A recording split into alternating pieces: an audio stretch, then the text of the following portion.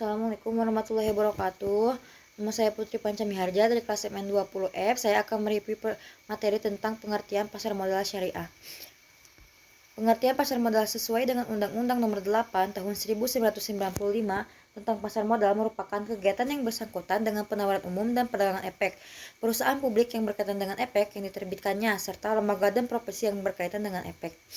Berdasarkan pengertian tersebut, pasar modal syariah adalah seluruh kegiatan di pasar modal yang tidak bertentang dengan prinsip-prinsip Islam. Pasar modal syariah Indonesia merupakan bagian dari industri keuangan syariah yang diatur oleh Otoritas Jasa Keuangan (OJK), khususnya Direktorat Pasar Modal Syariah. Berikutnya itu tentang dasar hukum pasar modal syariah.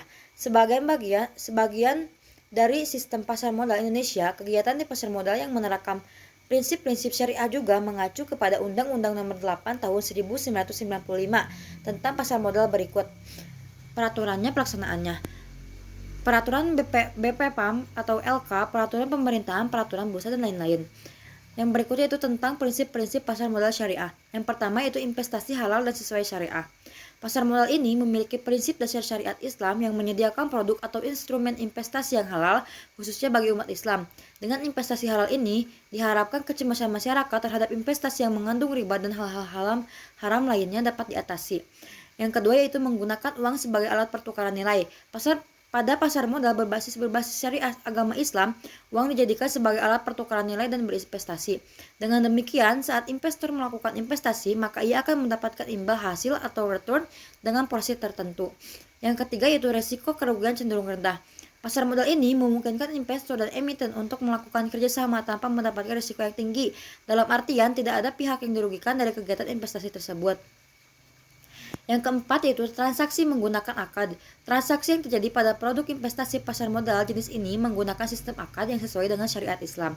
Hal ini menyebabkan jual beli dapat dilakukan secara jelas antara kedua belah pihak sehingga tidak ada yang merasa dirugikan.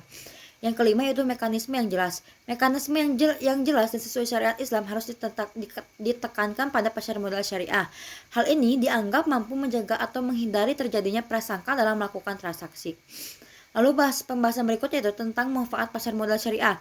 Menurut M. Metwali, keberadaan pasar modal syariah secara umum berfungsi sebagai pertama, memungkinkan bagi masyarakat berpartisipasi dalam kegiatan bisnis dengan memperoleh bagian dari keuntungan dan risikonya.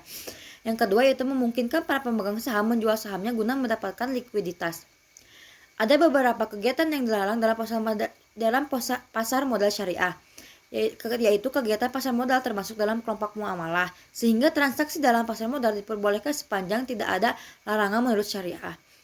Kegiatan muamalah yang dilarang adalah kegiatan spekulasi dan manipulasi yang di dalamnya mengandung unsur gharar, riba, maisir, riswah, maksiat, dan kezaliman.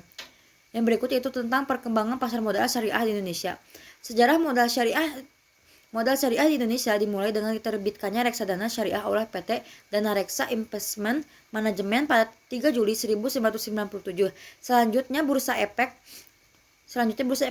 Indonesia bekerjasama dengan PT Dana Reksa Investment Management meluncurkan Jakarta Islamic Index pada tanggal 3 Juli 2000 yang bertujuan untuk memandu investor yang ingin menginvestasikan dananya secara syariah. Dengan hadirnya indeks tersebut, maka para pemodal telah disediakan saham-saham yang dapat dijadikan sarana berinvestasi sesuai dengan prinsip syariah. Hanya itu yang bisa saya sampaikan. Mohon maaf bila ada salah kata. Wassalamualaikum warahmatullahi wabarakatuh.